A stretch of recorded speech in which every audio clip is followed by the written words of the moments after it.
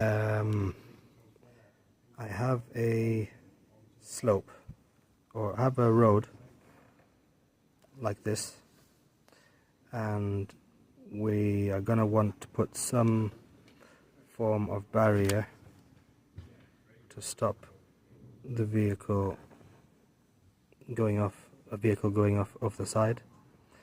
I understand with these barriers there's a working width, and so therefore the crest would need to be beyond the working width of that, and also these posts would need to be looked at in regards to it, the forces on it, like a pile with horizontal forces.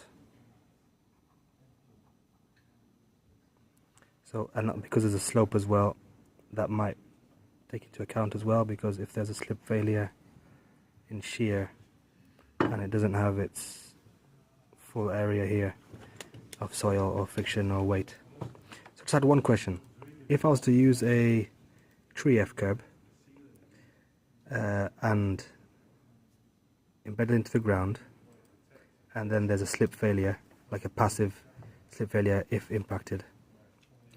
I understand if the slope was like here, then this soil wouldn't be there, and the slip failure would be, or this kind of like resistance, passive resistance would be less, and there again less passive resistance.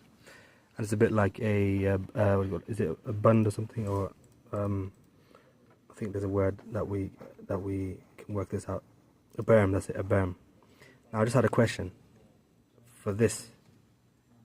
If we added weight on top of it, weight of material, would that increase the pressure at this failure point, and would that help resist, I know then, the overall global stability of the slope will need to be, will need to be considered. But I just wanted to hear some thoughts about the pressure exerted on this and its effect on the passive resistance whilst nearby a crest.